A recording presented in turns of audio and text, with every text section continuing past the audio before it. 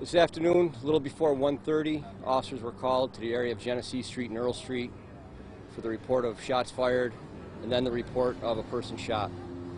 When they arrived on scene, they found a young man in his probably very early teens suffering from multiple gunshot wounds. He was rushed to the University of Rochester Medical Center, where tragically he has passed away from his injuries. While we were at URMC, second shooting victim showed up at the hospital. He is a male, 14 years old. He was also shot at the corner of Genesee and Earl Street. His injuries are non-life-threatening at this point in time. We're asking anybody that has any information to give us a call. Obviously, this happened at 1:30 in the afternoon. A lot of traffic on Genesee Street.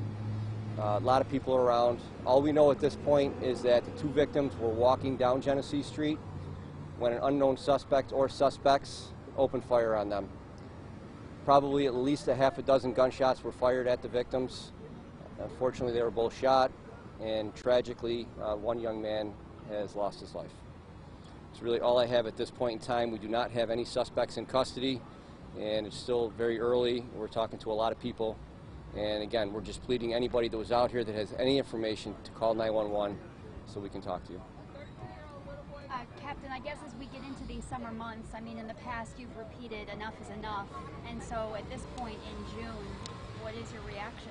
I'm disgusted. We have a 14-year-old shot. We have another young man in his early teens also shot walking down the street. I'm just leaving a soccer tournament where there's hundreds of kids playing soccer, having a good time with their parents, and then we come out here and you got two kids walking down the street to get gunned down in broad daylight. Enough. Enough. People got to stand up. You know, I know the community cares. As of lately, you've had more leaders, you know, out here trying to get the word out to stop the violence. It's time for real solutions. Enough of the crap that's going on. Let's sit down at the table. Let's come up with some real solutions. You know, there's a lot of people that have a lot of good ideas. Let's stop wasting our time on the crap that doesn't mean anything, and let's roll up our sleeves and let's get to business and see what we can do. What can the community do right now to help you guys? Right now, they need to call us. They need to call us. They need to provide information for us, not only on this crime, and any other crimes. If they know somebody that has a gun, call us. If they have a gun, that's bad. They're going to use it. They're not carrying it around, you know, for fun. They're going to end up using it. You know, the community's got to step up. The community has to express their disgust in this behavior to each other and to their community members that are taking part in this behavior. You know, the outrage needs to go to the people that are doing this. That's where the outrage needs to go, both from our city leaders as well as the other community members. We know who the people are doing it. You know, they get locked up, they get let out. So we need to focus our outrage on the people that are committing these heinous acts like the one today where two young teenagers walking down the street get shot. Do you believe that they were shot by the same person?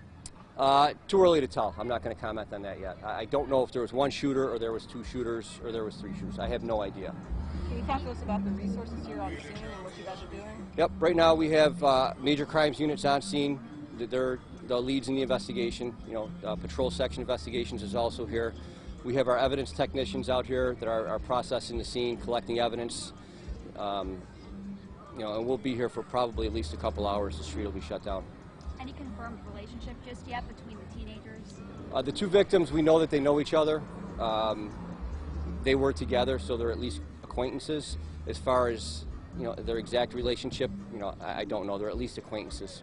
You said the second victim showed up to the hospital via car? They were transported? Yes, private vehicle. The second victim showed up shortly after the first victim in a private vehicle. There seems to be a lot of activity focused around one house on Genesee Street. It sort of looks like it's in the back of the house. Can you tell us what happened back there? The victims got shot towards the front, and after the shooting, they ran to try to get away from the gunfire. Was this, I mean, obviously this is really preliminary, but do you know if it was a drive-by? Do you know if people were walking up, got in the car, and then got away? Not prepared to comment on that yet. We're hoping for the community to call us and to help us, you know, fill in some of the unknown pieces at this point in time. Any updates you can give us, like maybe in the next couple days? Yeah, you know, if we can get the victim ID tonight, we're trying feverishly to get him ID'd. Obviously, we want his family to know what's going on here. That's, you know, one of our main priorities right now.